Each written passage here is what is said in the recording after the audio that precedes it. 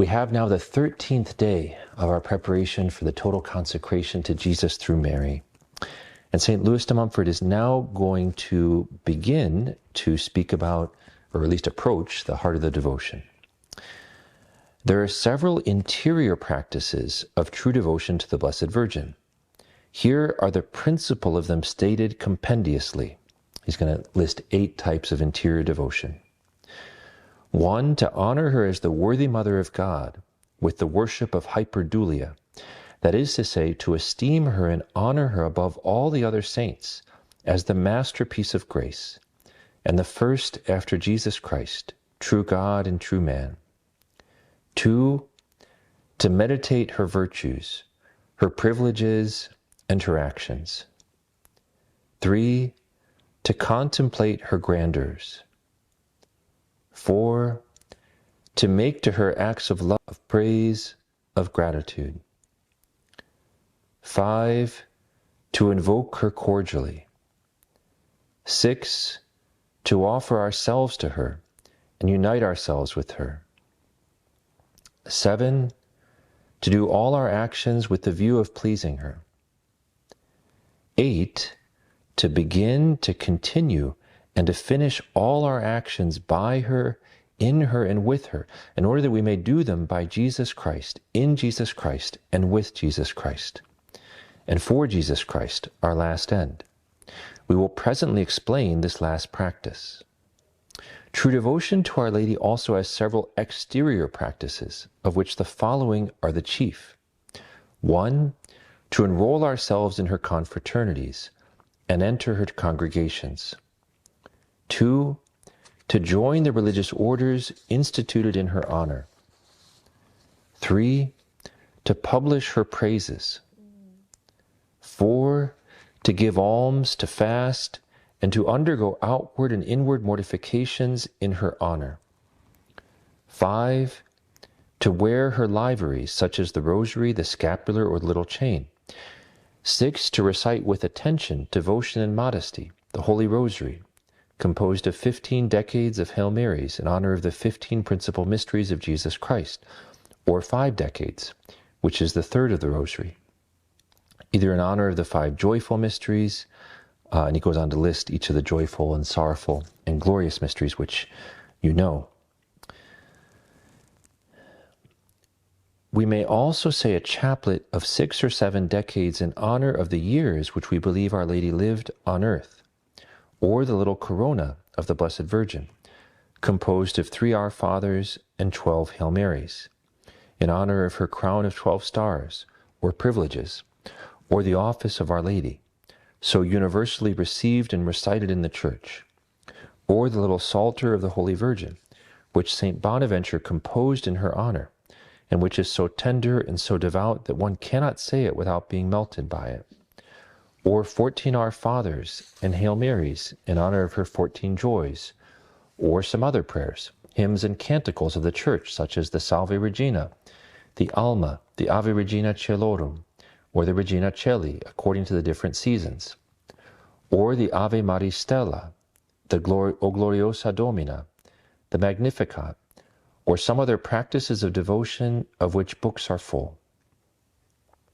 7, to sing or have sung spiritual canticles in her honor. 8, to make her a number of genuflections or reverences, while saying, for example, every morning, 60 or 100 times, Ave Maria, Virgo Fidelis.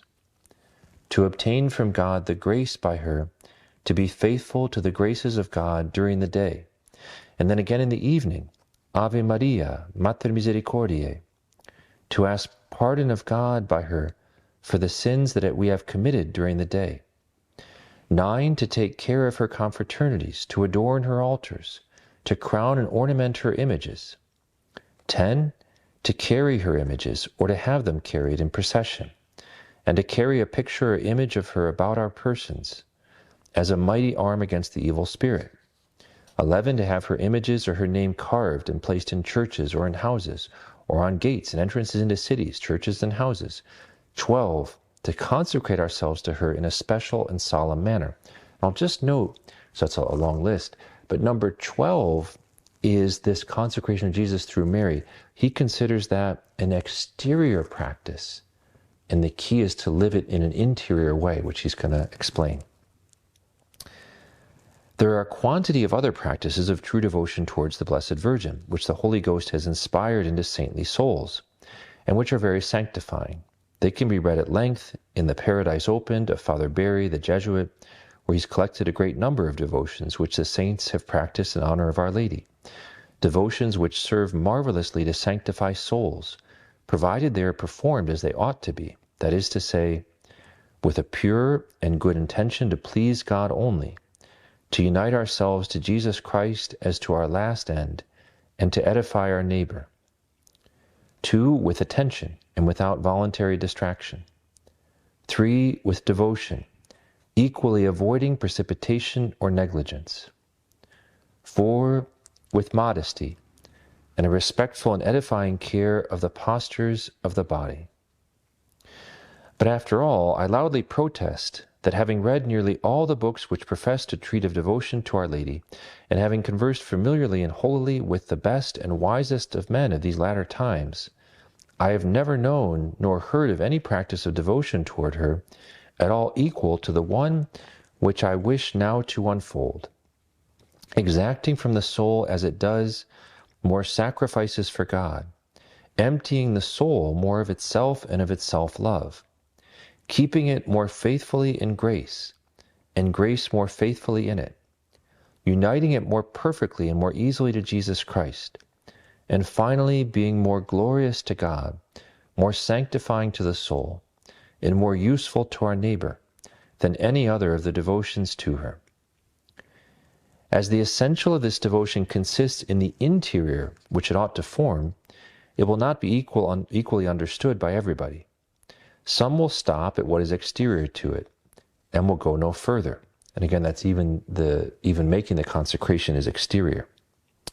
So some will stop at what is exterior and will go no further, and these will be the greatest number. Some, in small number, will enter into its inward spirit, but they will only mount but one step. But who will mount to the second step? Who will go as far as the third?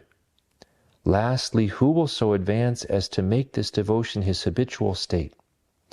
He alone to whom the Spirit of Jesus Christ shall have revealed the secret, the faultlessly faithful soul, whom he shall conduct there himself, to advance from virtue to virtue, from grace to grace, from light to light, until he arrives at the transformation of himself into Jesus Christ, and to the plenitude of his age on the earth, and of his glory in heaven.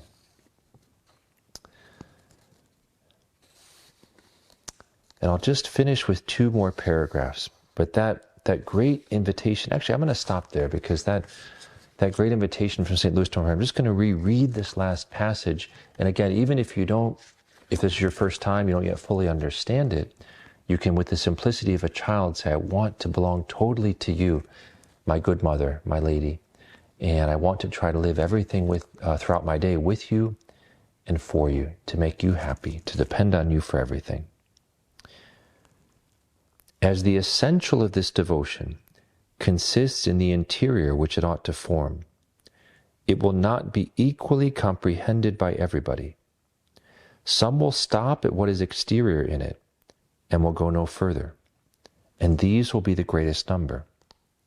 Some, in small number, will enter into its inward spirit, but they will only mount but one step. Who will mount to the second step? Who will get as far as the third? Lastly, who will so advance as to make this devotion his habitual state? He alone to whom the Spirit of Jesus Christ shall have revealed the secret, the faultlessly faithful soul, whom he shall conduct there himself, to advance from virtue to virtue, from grace to grace, from light to light, until he arrives at the transformation of himself into Jesus Christ, and to the plenitude of his age on earth, and of his glory in heaven.